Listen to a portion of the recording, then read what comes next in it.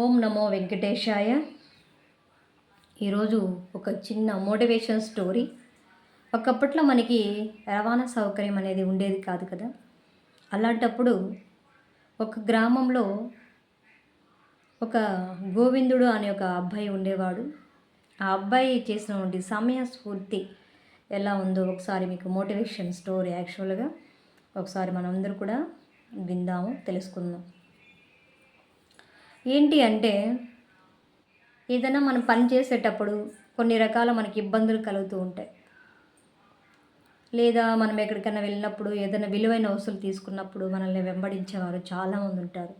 అలాంటప్పుడు ఎలాంటి సమయస్ఫూర్తిని మనం ఉపయోగించాలి, వాళ్ళ నుండి మనం ఎలా రక్షించుకోవాలన్నదే ఈ విషయం. సో మనము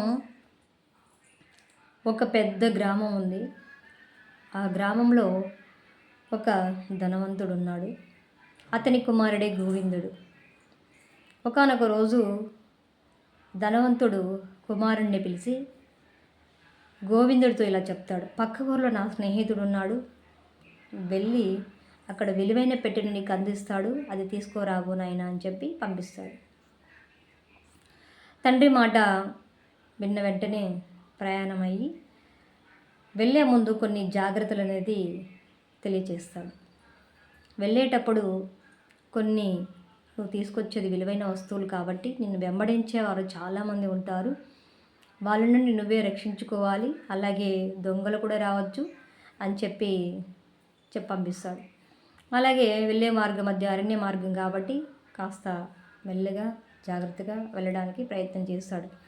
వెళ్ళి స్నేహితుడు ఉన్నవంటి గ్రామానికి వెళ్ళి అక్కడ కలిసి అక్కడ విలువైన పెట్టెని తీసుకొని మళ్ళీ తిరిగి ప్రయాణం వస్తూ ఉంటాడనమాట. వస్తున్న మార్గమధ్యంలో అతనికి తన వెనకాల ఎవరో తనని అబ్జర్వ్ చేస్తూ వస్తున్నట్టు గమనిస్తాడు. నడక చప్పుడు వస్తుంది కాబట్టి, సరే నాన్నగారు చెప్పారు కదా, ఎవరో మనల్ని దొంగలు వెంటబడుతున్నారని చెప్పి అనుకుంటాడు. అక్కడి గబగబా నడుచుకుంటూ ముందుకు వెళ్ళిపోతాడు. వెళ్తూ ఉండగా అతనికి ఒక నది అడ్డం వస్తుందన్నమాట. ఏం చేయాలో తెలియక వెంటనే తన చేతిలో ఉన్న పెట్టెని తీసి పొదల్లో విసిరి పారేసి గబగబాని వెళ్ళి నది దగ్గరికి వెళ్ళి ఓని కూర్చొని ఏడుస్తాడు. అంతలో వాళ్ళ వెనకాల వస్తున్న దొంగ ఏమైంది అని అడుగుతాడు. అయ్యో నా పెట్టె నదిలో కొట్టుకుపోతా ఉంది అని చెప్పి ఓని ఏడుస్తాడు. దొంగ వచ్చిన దానికోసమే కదా, పెట్టు కోసమే కదా. దొంగ ముందు వెనక ఆలోచన చేయకుండా వెంటనే నదిలో దూకేసి పెట్టు కోసం వెళ్తూ ఉంటాడు. ఆ అబ్బాయి వెంటనే పొదుల్లోకి వెళ్ళి పెట్టెని తీసుకొని నేరుగా తండ్రి దగ్గరికి వెళ్ళి తీసుకొచ్చిన పెట్టెని నాన్నగారికి అప్పగిస్తారనమాట. సో ఇది స్టోరీ.